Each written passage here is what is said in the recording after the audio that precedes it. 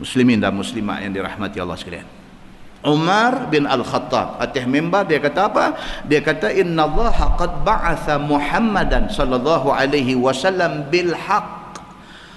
Allah bangkitkan Nabi Muhammad ini membawa perkara paling benar. Wa anzala alaihil kitab. Dan Allah turunkan kepada Nabi Muhammad ni satu kitab. Apa dia?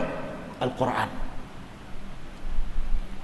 Fakana mimma unzila alaihi ayatul rajmi. Umar kata di antara benda, di antara kandungan ayat yang ada dalam Quran itu ialah ayat tentang perintah rejam dengan batu kepada orang yang berzina. Memang ada dalam Quran ayat rejam ini dulu. Dia kata qara'naha. Umar kata kami baca ayat itu. Wa wa'ainaha, kami belajar maksud ayat itu. Wa aqalnaha, dan kami fahami maksud ayat itu.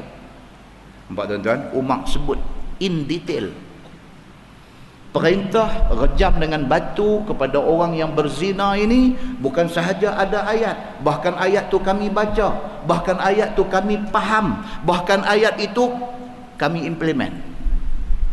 Farajama Rasulullah sallallahu alaihi wasallam, bahkan Nabi sallallahu alaihi wasallam hukum rejam dengan batu kepada penzina yang dah kahwin ni. Warajamna ba'dah. Sina Umar kata demikianlah kami Abu Bakar rejam, aku Umar rejam orang yang melakukan zina sedangkan dia sudah kahwin. Kata Sayyidina Umar, fa akhsha in tala bin nasi zamanun. Umar kata aku bimbang, dia kata bila masa semakin lama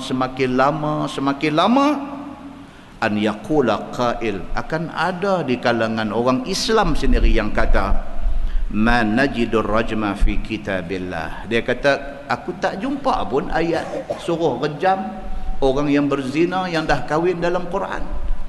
Sayyidina Umar kata sooner or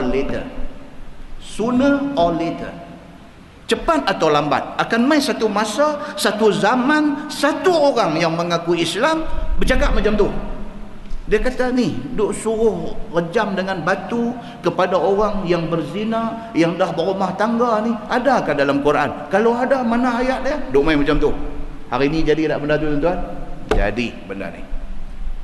1400 tahun dulu Sayyidina Umar bimbang takut benda ni jadi dah lah ni. Bunyi dah, suara-suara ni dah bunyi dah. Dia kata mana Quran tak bagi tahu pun suruh rejam dengan batu ni. Yang ni kata merepet. Depa kata merepet. Benda ni, hadis ni dah mai kat kita 1400 tahun dulu. Kata dia fayadhillu bitarki faridatin anzalaha Allah. Kata dia sesat habislah orang-orang yang meninggalkan benda yang Allah fardukan satu masa dulu. Wa inna rajma fi kitabillahi haqqun ala man zana iza ahsana minar rijali wan nisa. Sayyidina Umar kata apa? Sesungguhnya perintah rejam dengan batu kepada orang yang berzina sedangkan dia dah berumah tangga, ini perintah Al-Quran, kata Sayyidina Umar.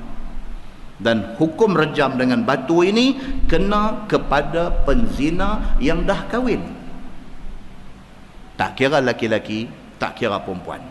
Iza qamat al-bayyinah, apabila ada bukti, ada tanda yang boleh ditampilkan sebagai evidence. Dia kata au kanal habal, ataupun kerana mengandung perempuan itu. Dengan teknologi ada hari ini boleh cek DNA dan sebagainya untuk nak menentukan genetik. Au al-i'tiraf, ataupun dengan pengakuan orang yang buat benda itu. Hadis itu hadis sahih riwayat Imam Muslim. Hari ni orang tak marah.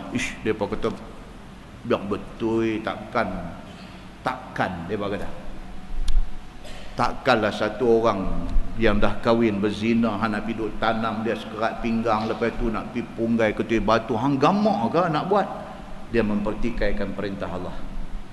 Kerana kita tak gamak nak buat benda tu, maka orang yang gamak berzina semakin ramai.